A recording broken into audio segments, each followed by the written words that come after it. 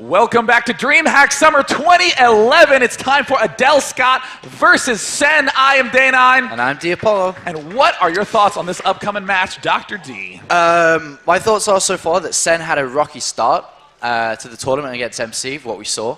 But from what I've heard and read, is he's been absolutely phenomenal for the rest of the tournament, showing why he is here.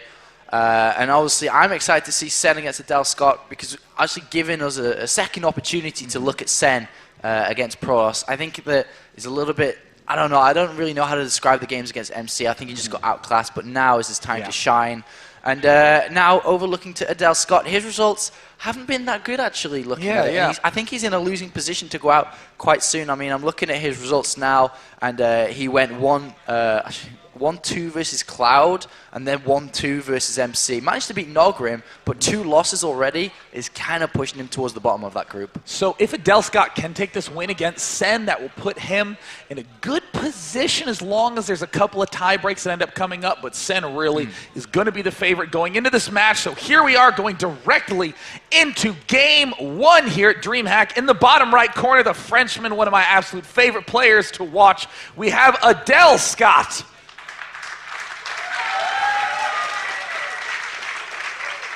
And up in the top left, spawning as the blue Zerg, we have Fnatic MSI Sen. And from what I've been reading on Team Liquid and from what people have told me, Sen has been playing so well after that game against MC. So I'm actually really excited to see how well he has been playing and hopefully can show us that form here against Adelscott. Adelscott deciding to go for a pylon. Just in the front of his ramp, pretty standard. We'll see if he does decide to go for a very early Nexus play here in that location. Sen going for just an extractor trick here. And like we said before, he prefers to do that rather than the 9 pool. And we'll have to see how this progresses from here. But I do suspect both players will go for very macro-orientated just because of the way the map is laid out with that easy, accessible, natural.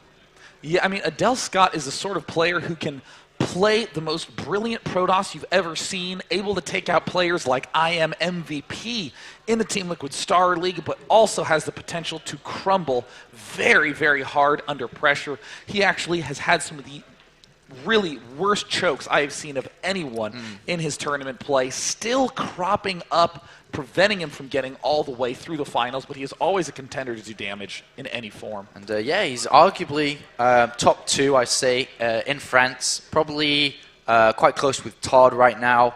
Those 2 players have been tearing up a lot of French lands recently, usually finishing or going to the finals against each other.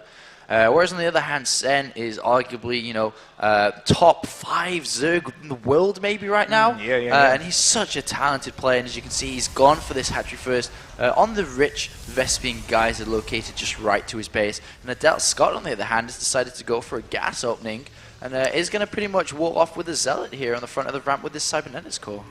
Yeah, you know, this is always interesting to me to see players completely avoiding doing any sort of super fast expansion on this map just because it's so common. And then you see Sen doing it, taking that gas, the rich Vespian Geyser. You know, it makes you wonder, why aren't a lot of players just going for the meta game play, assuming that their opponents will go for this macro opening? Yeah, definitely. And Sen's coming here and sees once again another Chrono Boost on top of this Nexus. Being very greedy with the use of these Chrono Boosts, using everyone so far on top of this Nexus. And in the gateway, we have a Sentry being built first rather than a Zealot.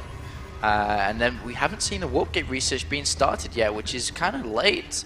Wow. And I'll have to see what he's planning to do here. If he's going to go... Actually, adds a second gateway before the Warp Gate research. This is really interesting and does go ahead and grab that Nexus. Wow, I mean, this is very weird play. I literally am going to be watching this Cybernetics core with a hawk eye. Why would he not get that Warp Gate upgrade? He is doing a complete solid wall off, now pulling back to pick off this one extractor, revealing a little bit of his intentions. Now we see Sen is getting that extra rich gas. We'll be getting that Zergling speed, no doubt, very, very shortly. But in the meantime, Sen has just now gotten both his queens up, will begin adding larva, and could potentially go for a very early 3rd hatch. Definitely, and we, as you can see, the probe is moving around. I'm interested to see what this probe is doing in the bottom left here. The Overlord did have sight of it as it went through the map, and it is in the bottom left. And it looks like Sen hopefully should be sending one of these 2 links down to go find out what exactly is happening. He's actually just going to leave with the Xel'Nagitar, so to see what that probe decides to do. More Chrono Boost being used on this Nexus, and it looks like he is going to be going for quite a healthy economy straight away here. Is our Protoss player here, and not even using any Chrono Boost on the Cybernetics core or Gateway yet. So there now is the Assimilator going down, the Rich Vespene Gas Geyser for Adelscott. And ooh, that Overlord's going to get a good little peek into the main. And this is going to be a very typical looking structure for Adelscott's base. There, the Warp Gate, oh, thank God, it's a little bit over halfway done. And given this setup, I would most expect Adelscott to do some sort of very big gateway play. Likely going for just a straight push off 2 bases. We see there's the 4th gateway going down. Could potentially go for a 4-gate and then take a very early 3rd base, but I would more likely expect him to do the same style gateway push that helped OGS MC get a win against Sen in Game 2. And as Sen's going to take that loss from MC as an educational way and be like, all right, this is how I lost here. Hopefully, you know, I'm not going to lose to that style again. He's got Overlords in great locations, scouting the 3rd base with these 2 links. We'll pop up the ramp and see what's going on. We'll notice, though, if he does go up the ramp, that the Warp Gate still hasn't been finished, which is rather late.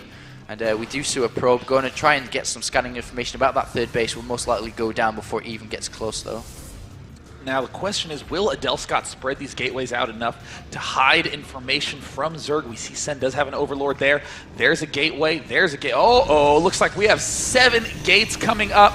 Adelscott, no, kill the pylon. Then you can still walk out, but it looks like no, he wants to kill the bigger structure first. Okay, that's interesting.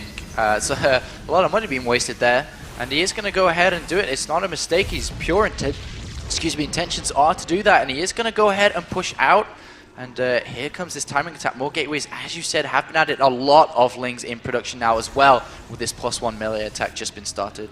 Now this is a really dangerous position. You can maybe hold this off with only Zerglings, but only if you have a ridiculous number. I'm talking 80, 90 Zerglings will make you comfortable in that spot. But right now, going for just a handful of Zerglings, I mean really, 28 Zerglings is going to do almost nothing against a giant Stalker Sentry force. We're seeing Adelscott begin to move forward. He does that at forward pylon, and whoa! Just taking another expansion. That is a wild, unusual play. Wow, that is amazing play, actually, because you look at all these... Actually, look at all that thought. Oh, if he loses sentries here, he could be in a lot of trouble, but manages to keep all of them alive. And very nice play. And he actually, this position of the Overlord by Sen has no idea about that 3rd base, and only units are being made, and all Adelscott has to do is poke, return, and go back to his 3rd base, and he's going to be so far ahead right now, and we do see he should be journeying around soon. Sen doesn't see that 3rd base.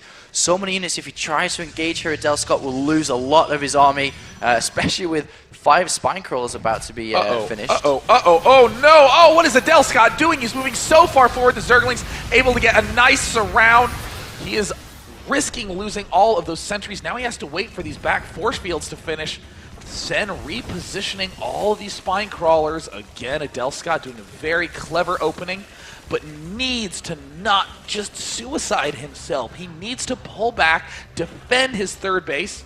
And there, it finally looks like he is now recontrolling this large ramp, preventing Sen from getting a lot of drones. Very nice. And look at the unit tab now. 39 drones to 53. This is what he's created. And now Sen moves the Overlord's like, oh man, that was in a bad position because I had no idea about that. And now Sen needs to go immediately back to drones. Or actually, he could stick with units and go for a kind of, you know, a low econ push from here. And he's using drones to attack the destructible rocks. Now, if Adelscott can have the perfect force fields, he can do the damage, but it looks like there is a hole at the south side. Manages to close that off with another force field, but he's running dangerously low on energy. Right now, Adelscott is currently in the lead with the food, but now we see those roaches beginning to advance forward. There's another nice set of force fields.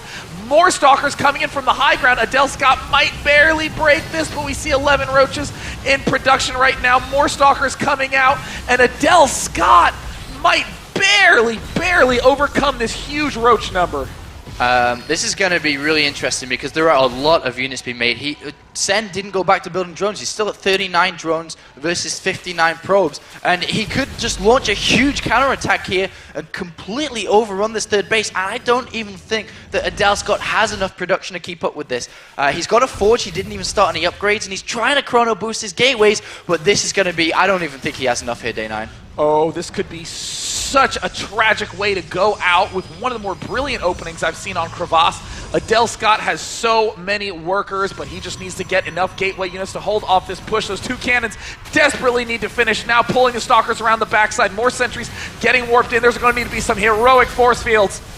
And are we seeing any heroic force fields? No, we're not. And I think this could be the end of Adelscott if he loses this third base. Two cannons do go up there, but they're about to go down. More links streaming in, and this is looking very bad for Adelscott. Oh no, Adelscott with the fast 3 bases with the huge worker lead. Now having a total collapse down at 40 food. Adelscott can't believe it. Force fielding the entrance, refuses to give up quite yet. I think Adelscott is in shock. But he is on the verge of losing this game. Sen up at 100 food, Adelscott down at 46. His build was actually genius. It was such a smart build. If only he had pulled back a little bit sooner and just continued with his style, got that third base, defended it, he could have gone into the later stage of this game in such a great position. But unfortunately, Sen takes that game, and Adelscott, in my opinion, losing the game he had quite well tucked up. I mean, that was a very solid game from Adelscott, but that is a perfect example of the sort of choking that we see from him in tournament situations. He essentially moved all his units into attack when he absolutely didn't need to. He could have pulled back, defended, and I mean the Stalker Sentry, those giant balls of units get a lot stronger the more Stalkers you have. 10 Stalkers is not nearly as good as 20. 20 is like 5 times better than 10 Stalkers just due to the fact that you can control them so well, they're so fast, they can easily knock at that much surface area of damage. So really by being passive, Adelscott was setting himself up for a near guaranteed win, but just marching his units away. That's a real tragic way to go out. And Sen's results so far in the groups looking pretty good. I mean, started off with a loss against MC, but I mean, can you blame him for playing Minchel as 2 times GSL champion? But then managed to go on to 2-0 versus TT1, and then managed to take out Cloud as well. So currently he's 2-1. This would make him 3-1, pushing towards that second place in the group, which is going to be ever so vital as these games do now push forward, as it looks like MC is completely demolishing the group and will most likely be able to claim that first place position. Yeah, I mean, really, in Group D, we see that it's essentially a race for second place. I think a lot of people are expecting Sen to grab that spot. We've heard, though, that TT1 has gotten some good results going in. We'll have to update you as we end up getting that information coming in. But I think a lot of the big shocks are in Group C, with Mers and Sase being the leaders, and Empire Cos and Idra not performing very well. One of the big matches is going to be what we will be casting next, Idra versus Empire Cos. And that very well could decide who's going to go out in that group and who will proceed. So Mers with some shocking results in Group C, but before we do go into Group C, it looks like we are all ready to continue with this game in Group D. TSL 3 Metalopolis is going to be the map for the next Sen versus Adelscott. Looks like there's a little bit of contention. They say that one of the admins is saying that Shakuras Plateau needs to be the second. We're going to get confirmation to see if we do need to start the map. But, you know, I think if Adelscott did get the chance in between those games, Sean, to re-watch the replay, he could have realized, oh, I was in a huge lead. I mean, especially when you said, wow, 50-some probes to 35 drones for Zerg. I mean, the fact that there was that third base up for Sen meant almost nothing. I mean, even on 2 bases, you have over 40 drones. So